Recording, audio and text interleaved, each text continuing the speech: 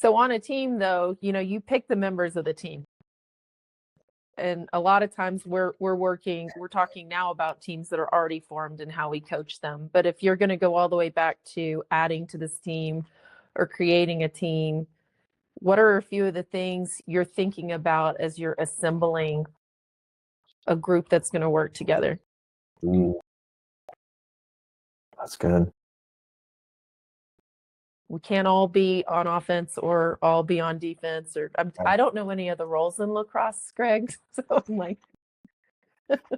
can't all be a goalie.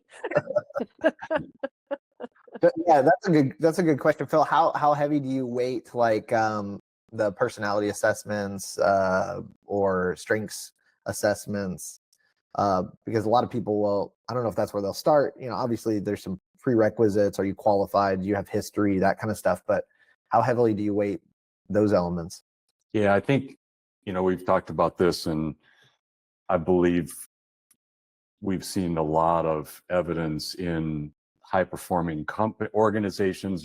Organizations are companies, churches, and obviously we are dedicated and focused on growing the church, but they all have certain, when God built organizations, they have certain components, if you will, that are evident. And I think when we talk to successful organizations and when we see them, the most successful and the healthiest have a component of looking at both what I'll use this term, the horizontal and the vertical of building a team. So the vertical is, I need a finance person, I need an operations person, I need a ministries person, and they have to have those competencies and those skill sets and some proven ability to, consistent proven ability to replicate their performance.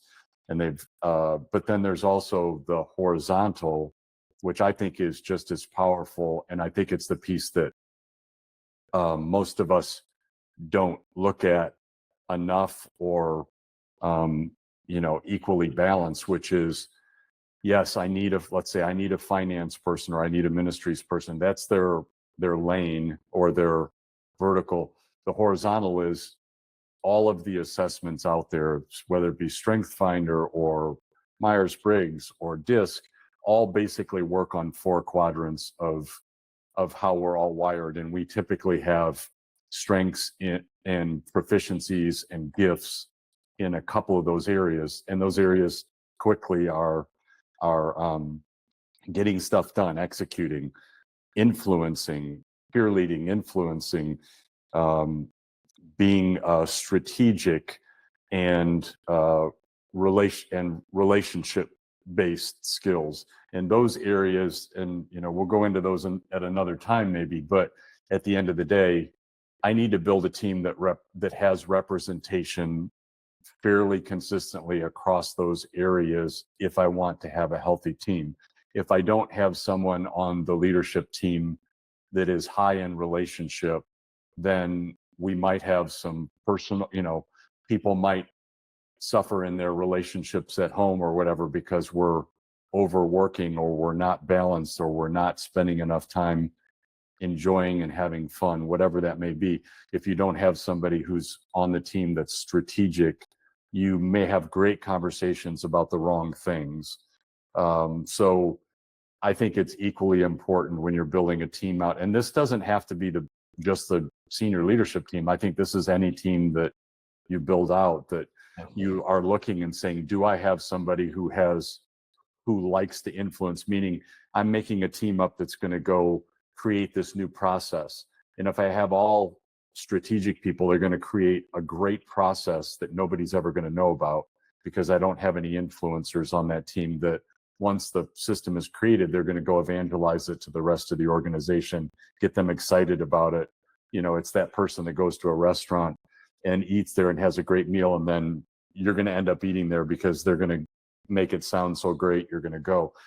So if you don't have, those are just examples, but if you don't have some representation across the spectrum, really the 4 basic kinds of people, then it doesn't mean you can't have a healthy team. It just means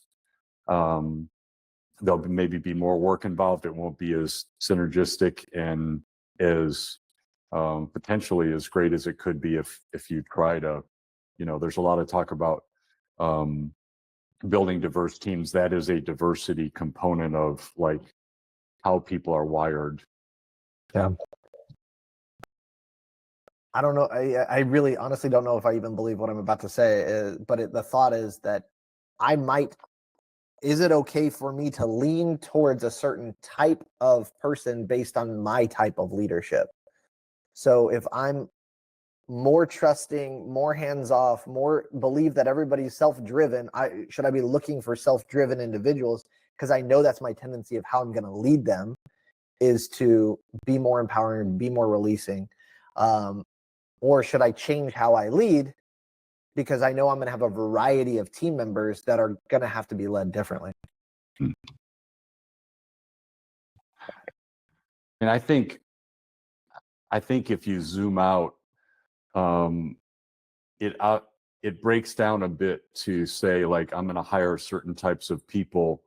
On the other hand, and this is, it's tricky to say this and not make it sound like that it's contradicting, but I think at a high level, you have to have a robust variety of people. It's like, all the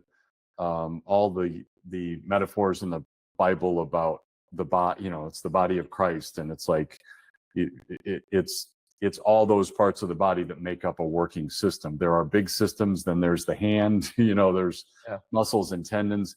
I think we have to hire great people with a diverse set of experiences and wiring that come together like an orchestra, and very few orchestras don't have violins, and so you can't say, well, I really like woodwinds, so I'm just going to have all woodwinds. But on the other hand, to your point, if you are a very empowering leader, there's going to be a tendency to, and probably a smart one, to hire a higher percentage of people that have responsibility in their DNA, if you will, that are highly responsible people. Otherwise, it might be frustrating to be in an organization that's designed to be highly accountable, highly responsible, and you're extremely not. I think every organization needs people that, of all those different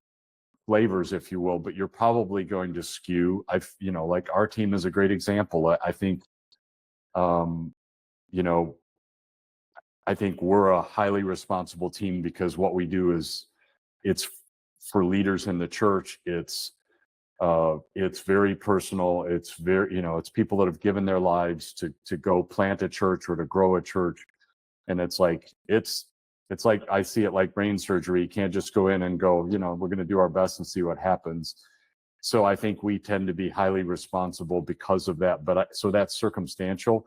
But I also think that if that's all we were, and everybody was high responsibility, that we wouldn't be the team we would need to be. I think you're going to skew in certain ways because of, I would say more, I prefer to say, because I get nervous when we talk about like shaping an organization around my leadership skills. It's more and I think we've talked about this before, that it's more about, and I know that's not what you said, it's more, but it's a sensitive area to say, it's what kind of culture are we going to build in an organization, and make sure that we're hiring people that are going to be healthy in this kind of a culture. And that culture is certainly going to be skewed by the leader, but it's not designed around what do I need to be successful? Because then it becomes, I hire a team to help me accomplish things, which is probably, if I had a magic leadership wand and I could erase something from leadership, it would be that, just because there's no ability to be successful in that, I think, or to be great when it's that, because it's got to be, we're wrapped around a mission. What do we need to do to build a team?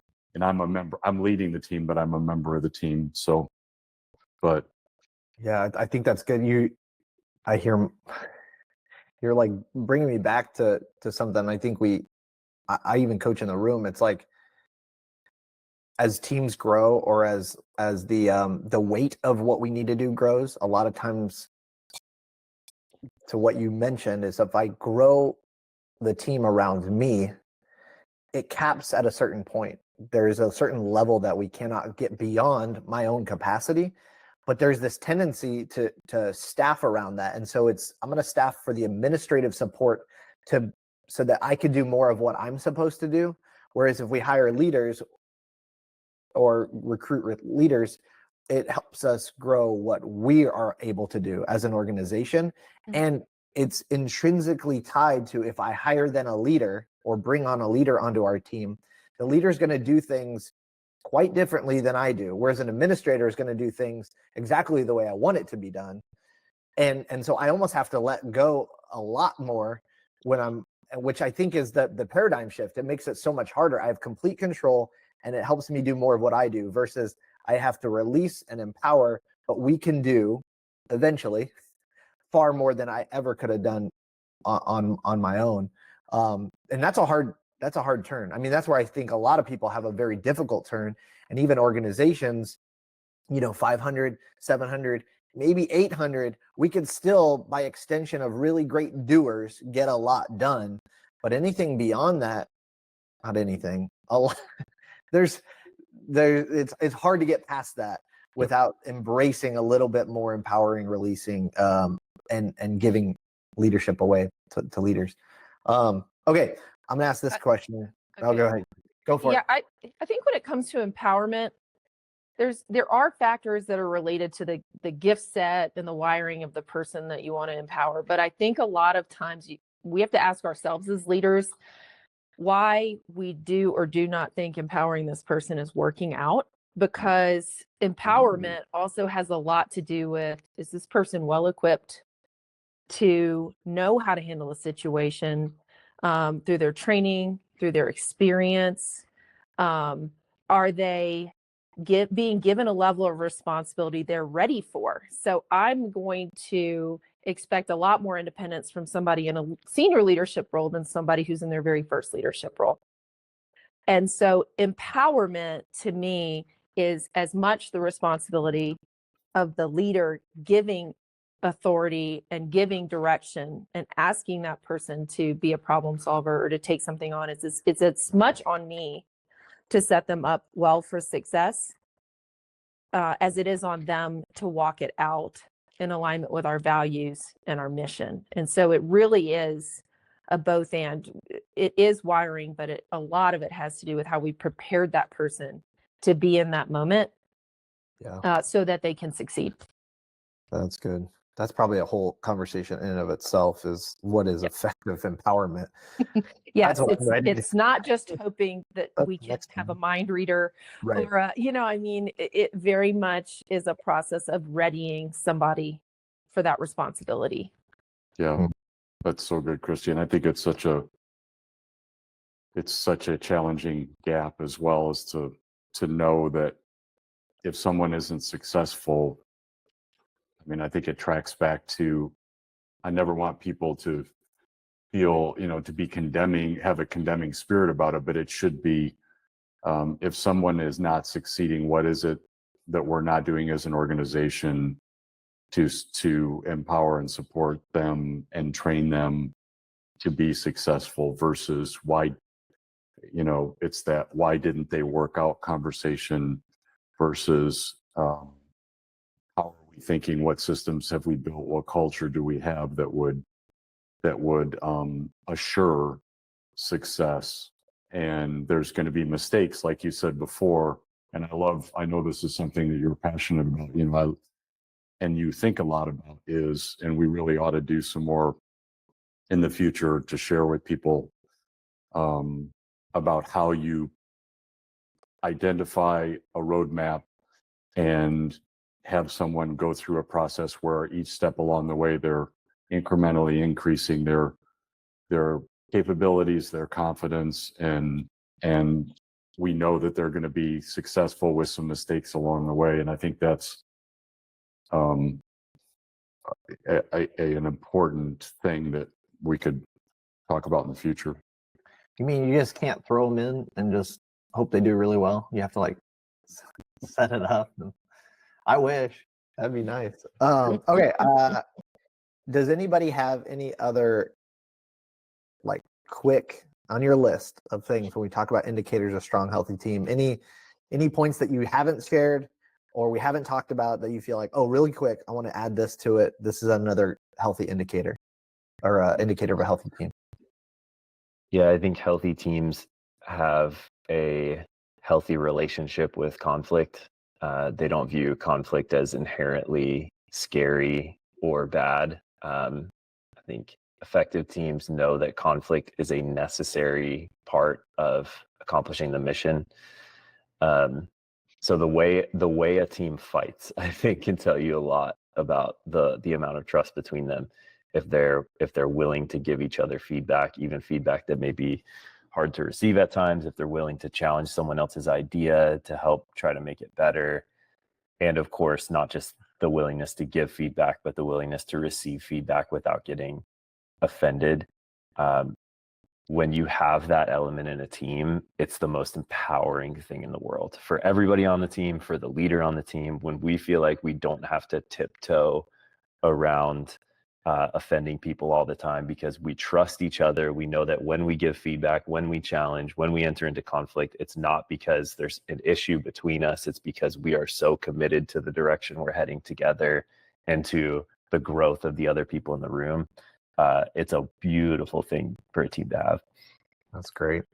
Yeah, I think that's a good one. And Christy, I'd love to hear your thoughts on it too, because I know I learned when we were working with a partner together and you were doing some discovery and interviews, and I know one of the questions that you asked was like, what's your process for conflict resolution, which I thought was a brilliant way of understanding. To Greg's point, there is every every relationship, it's just kind of a thing. There's going to be conflict, which, and how do you think about it, and there's also a process and so I'd love any thoughts that you have about that, because I learned a lot about how you navigated that, because a couple of the people said, I don't know what that is. Like, what do you mean?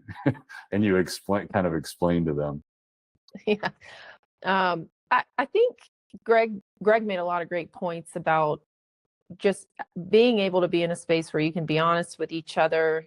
You're saying it because you're for the other person, or you're for the best solution that you can all come out with. I think I've had to learn to ask questions more than start with my opinions, and really be open to the fact. I think the longer I live, the more I realize I don't know. And so I have to be curious and open and patient with finding out enough information that's going to help us come up with the solution that we can all walk forward with together. Think the best of everybody in the room as far as what their motivations are, why they're there, that we're there for the same mission, we value the same things. And then whatever we decide, that we're collectively committed to that. And it's going to either be wildly successful or it's going to not. And that's going to be okay, because together we're going to learn from it, and we're going to move it forward, and we're going to keep working on it. And so I think every part of that journey matters, because it's not about who was right or who was wrong, or whose idea won. It's all of our idea at the end. And we succeed together, we grow together.